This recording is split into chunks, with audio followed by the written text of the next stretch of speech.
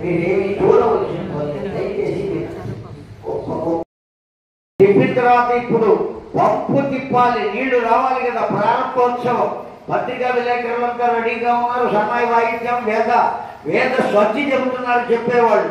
తిప్పానండి, చుక్క పడితే ఇప్పుడు పత్రికా విలేకరులంతా పంపు ఓపెన్ చేసిన మంత్రి గారు చుక్క కూడా పడని పంపు అని హెడ్డింగ్ పెట్టి మరి పేపర్లో వేస్తారు. వింటున్నారా? విన్నారా? ఏమర్థమవుతుందో చెప్పండి. చివరికి తెలిసిందా అండి?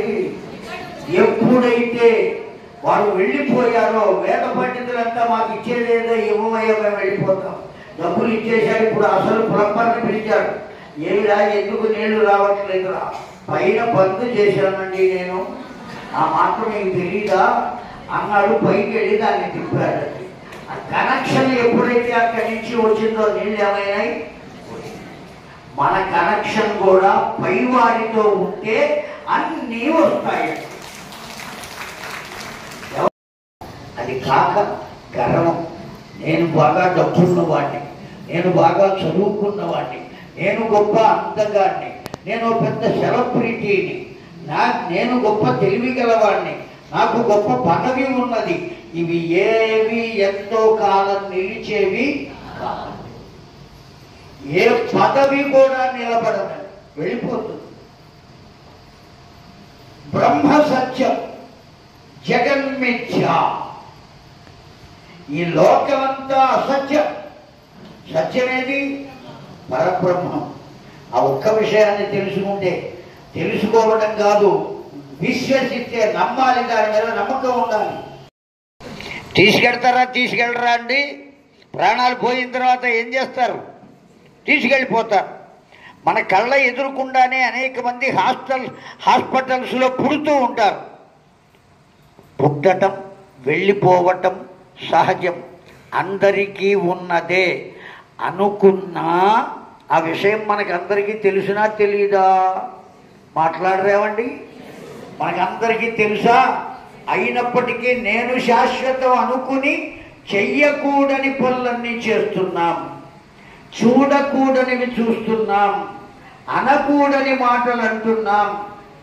దేనికి అంటే నేను శాశ్వతం అని అనుకోవడం చేత. ఎవ్వరూ శాశ్వతం కాదండి. నేను శాశ్వతం కాదు, మీరు శాశ్వతం కాదు. కానీ ఇక్కడ చెప్పబడే గ్రంథం శాశ్వతం. ఇంతకు ముందు కూడా చెప్పుకున్నారు, ఇప్పుడు చెప్పుకుంటా ఉన్నారు, తర్వాత కూడా చెబుతారు. ఎవరు శాశ్వతం చెప్పండి? భగవత్ విషయము ఏదైతే ఉన్నదో అది శాశ్వతం. దాన్ని పట్టుకోవాలి. కష్టపడి 8 గంటలు మనం సంపాదిస్తే వాడు ఏ రోజుకు ఆ రోజు డబ్బులు ఇస్తాడు అంటే ఇవ్వడు. నెల రోజులకు ఒక్కసారి లెక్క కట్టిస్తాడు. ఎప్పుడు జీవితం వస్తుందా అని ఎదురు చూస్తూ ఉంటాం. అవునా కాదండి? చేతికి అంటకుండా ఇదేది సక్రమమైనది కాదు. నీవు ఇవ్వబడేది నీ చేతి నుండి వెళ్ళవలే. దేని నుంచి వెళ్ళాలండి? ఏ దానం చేస్తున్నామంటే ఎట్లా దానం చేస్తామండి? అయ్యగారు నేను మీ ఏది గూగుల్ పే చేస్తా, లేదా ఫోన్పే చేస్తా, పంపించేస్తా, ఆన్లైన్లో మీకు ఏం దిగులు లేదు, వెళ్ళండి, ఇంటికి వెళ్ళండి. అప్పుడు ఆశీర్వచనం అందుతుందా చెప్పండి? అందుదండి. వాడిని కుర్చీలో కూర్చోబెట్టాలి. చక్కగా తమలపాకులు తీసుకుని 2 పళ్ళు అయ్యా, ఒక్క పండు పెట్టకూడదండి. ఇప్పుడు 2 పళ్ళే ఉండాలి. అంతేకాదు పెట్టాలి. ఒక చీర పెట్టక్కర్లా, ఓ జాకెట్ ముక్క, ఓ చుట్టూ ముక్క పెట్టువాడికి. దయచూడ రామము దశరథ రామ,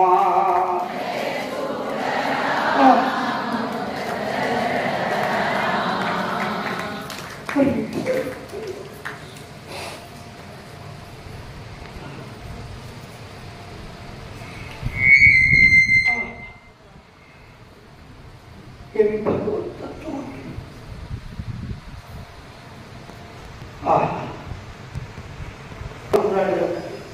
ఎంత రుచిగా రామ, నీ నామమేమి రుచిగా. పనస, జంబు, ద్రాక్ష ఫల రసముల అయిపోతే అప్పుడు ఏం చేయాలండి అని పిచ్చి ప్రశ్న వెయ్యకండి. ఈ లోకంలో ఉండేటువంటి భర్త అనబడేవాడు పోయి ఉండవచ్చు, కానీ ప్రతి వాళ్లకు భర్త ఉన్నాడండి. అందరికీ కలిపిన ఓ భర్త ఉన్నాడు. వాడిని ఏమంటాము? జగద్భర్త అని పిలుస్తాం. కృష్ణం వందే జగద్గురు. వాడు అసలైనటువంటి భర్త, నాశనం లేనటువంటి భర్త. ఎంతకాలమైనా ఉంటాడు. మనం పోవచ్చు కానీ వాడెక్కడికి పోతాడండి? కనుక ఎవ్వరూ అటువంటి వాళ్ళు లేరు.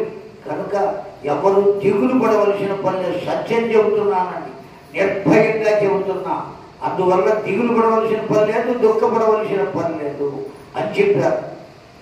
కనుక మకర నిధి ఏతో కూడి ఉంటుంది అంటే గర్వముతో కూడుకుని ఉంటుందండి, ఆభిజాత్యంతో కూడుకుని ఉంటుంది మకర నిధి. కశ్యప నిధి అన్నారండి. ఈ కశ్యప నిధి కూడా తామస ప్రవృత్తితో ఉంటుందండి. ఈ కశ్యప నిధి కూడా దేంతో ఉంటుందండి? తామస ప్రవృత్తితో కలిసి ఉంటుంది. దాంతో పాటు కొద్దిగా సత్వగుణం కూడా ఉంటుందట. ఈ నిధిలో, కశ్యప నిధిలో సత్వగుణం అంటే అప్పుడప్పుడు మంచితనం, ఎప్పుడూ తామస గుణం. ఎప్పుడూ తామస గుణం అంటే ఆగ్రహంతో కూడుకుని ఉండడం, అనేక రకాలుగా ఎదుటి వారిని నిందిస్తూ ఉండడం. భాగవతంలో ఒక ఆవిడ ఉన్నది, ఎప్పుడైనా విన్నారా మీరు? భాగవత అవతారికలో చెబుతారండి. భాగవతంలో లేదు, భాగవత మహాత్మ్యంలో ఉన్నది, పద్మపురాణంలో వస్తుంది. ఆవిడ పేరేమిటో చెబుతా, మీకు గుర్తొస్తుంది. దుందుకారి అని. ఆవిడ పేరేమిటండి? దుందుకారి. అసలు ఆ పేరేమిటి? దానికి అర్థం ఏమిటి? దుందుకారి అంటే నేను చెబుతా వినండి.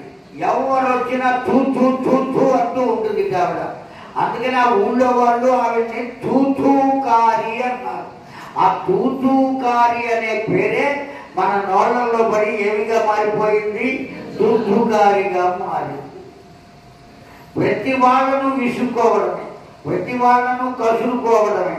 వీడా వాడా అనేటువంటిది లేదు. ఎప్పుడు చూసినా చిరుబురులాడుతూ ఉంటుంది. అప్పుడప్పుడు ప్రశాంతంగా ఉంటుందట. అప్పుడప్పుడు ఎట్లా ఉంటుందండి? కాస్త ప్రశాంతంగా ఉంటుందట. కొద్దిగా సత్వగుణం కలిగి మొత్తం అంతా తమో గుణం కలిగి ఉంటే కశ్యప నిధి అన్నారు. ఇక 5వ నిధి చాలా గొప్పదండి, ముకుంద నిధి అన్నారు. మానవుల్లో ఉండేటువంటి ముకుంద నిధి ఏది అంటే భగవంతుడు తప్ప ఇంకా ఏదీ లేదు అనేటువంటి వారు ఎవరైతే ఉన్నారో వారు ఏ నిధితో సమానం? ముకుంద నిధితో సమానం. ఎవరు కనపడినా సరే భగవంతుడే. తెలిసిందండి? ఒక ఆవిడికి ఓ అలవాటు ఉండేదిట. ఎవరికి ఏది దానం చేసినా పెట్టినా ఏమనేదిట? రామార్పణం అని పెట్టేది. ఒకవేళ ఎవరైనా ఈవిడికి తెలియకుండా తీసుకుంటే కృష్ణార్పణం అనుకునేదిట. కనబడలేదా వస్తువు? నేను ఇక్కడే పెట్టానే, కనబడలేదు, ఏమైందో, ఎవరన్నా తీసుకున్నారేమో, కృష్ణార్పణం అనేది. కారణం ఏమంటే కృష్ణుడు ఉన్నాడే పరమ దొంగ. మనకేమీ తెలియకుండా తీసుకుంటాడండి వాడు. తెలిసిందా అండి? కుండలో చేయి పెడితే ఆ గోపిక చూసింది. ఏమిరా ఎవరు నువ్వు అని అడిగింది వాడిని. ఎవరు నువ్వు అంటే వాడు ఏమన్నాడో తెలిసిన? బలానుజహ అన్నాడు. నేనే కృష్ణుణ్ణి అని చెప్పాలా, బలానుజహ అని వాళ్ళ అన్నగారిని ఇరికించాడు ఇక్కడ వాడు. వాడు ఏమీ అంటదండి అని అడిగింది ఆ గోపిక. మన్మందిరం భావయే అన్నాడు.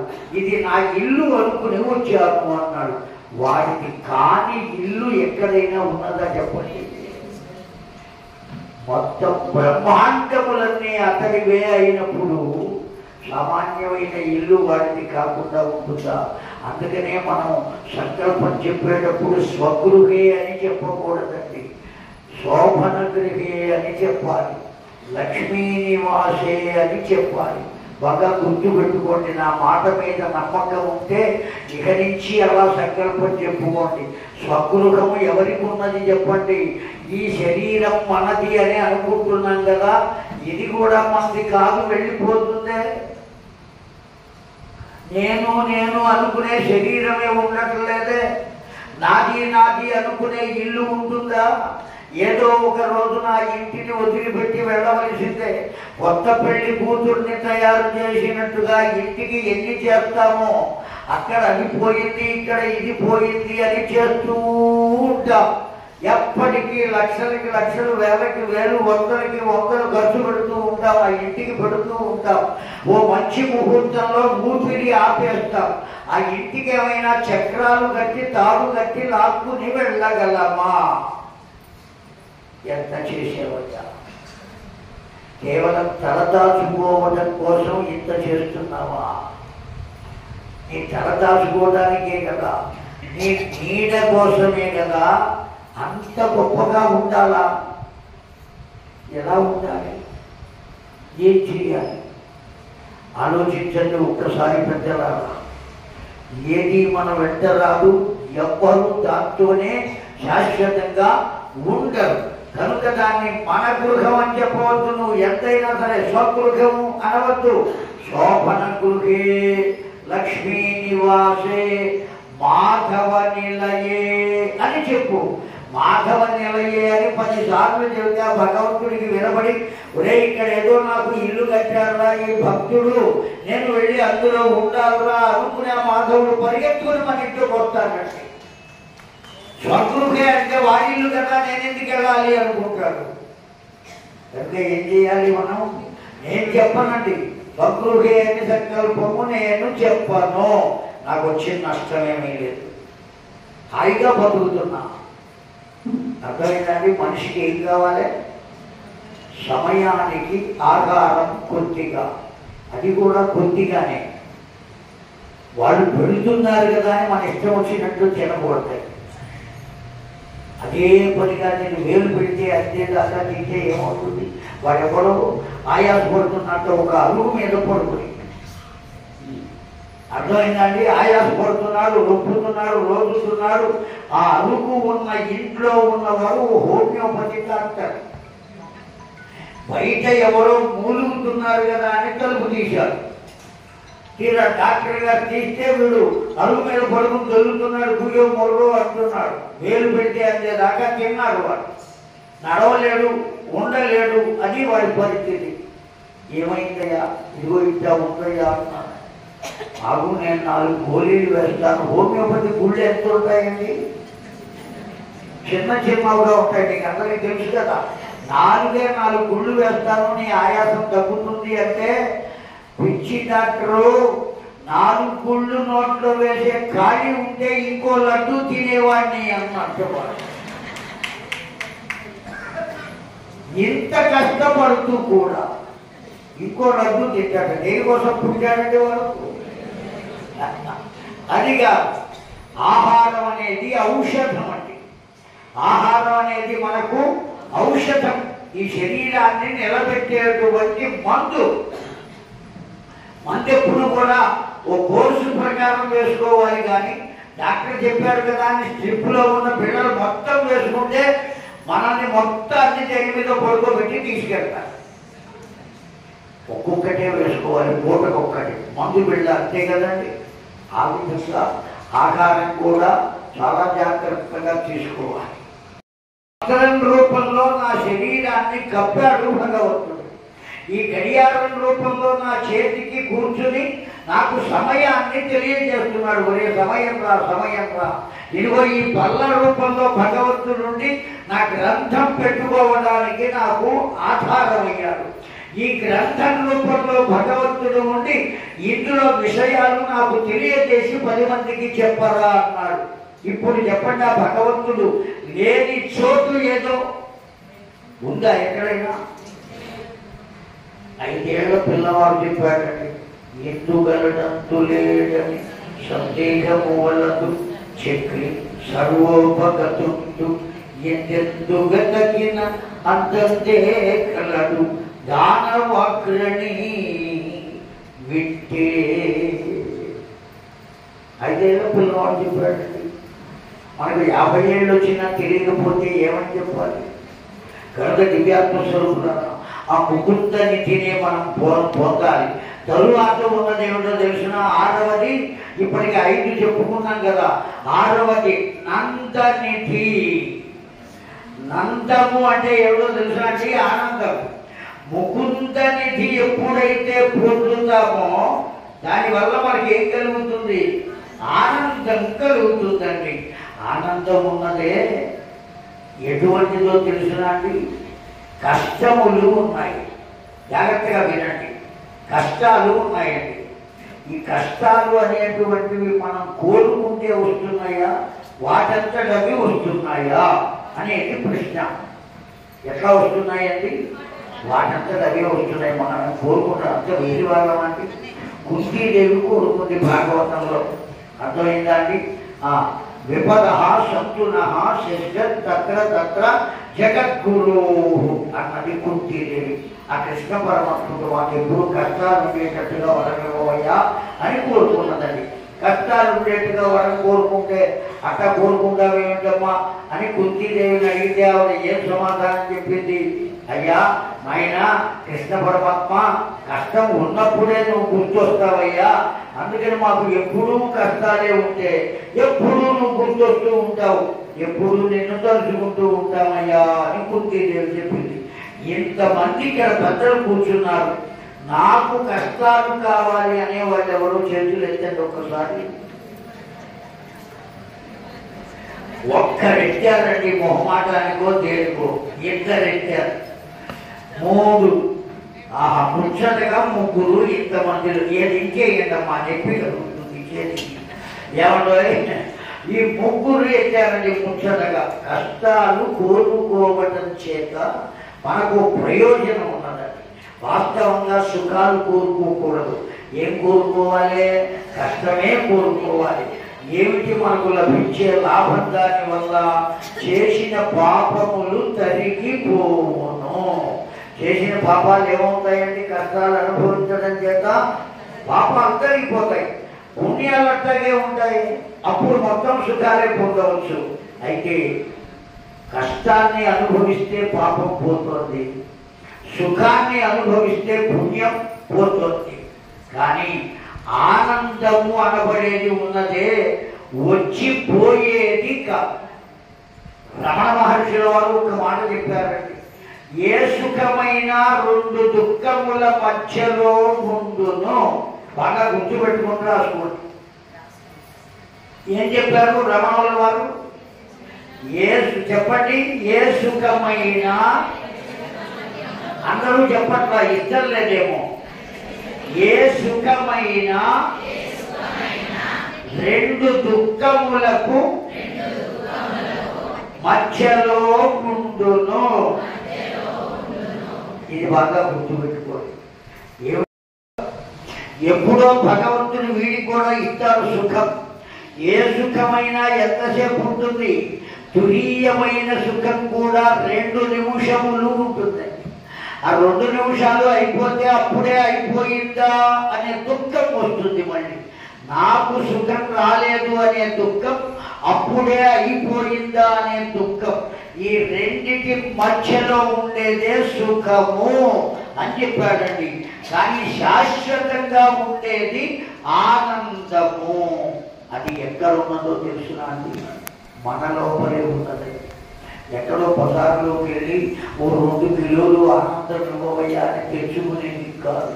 లేదు, ఏ కొడుకు దగ్గర ఆనందం తెచ్చుకోలేం, భార్య దగ్గర తెచ్చుకోలేం, దేని వద్ద ఆనందాన్ని పొందలేం. ఒకే ఒక్కరి దగ్గర దొరుకుతుంది ఆనందం. ఎవరయ్యా అంటే సాక్షాత్తు పరబ్రహ్మము. ఆనందం కావాలి అంటే వాళ్ళ దగ్గరికి వెళ్ళాలండి. గోవింద గోపాల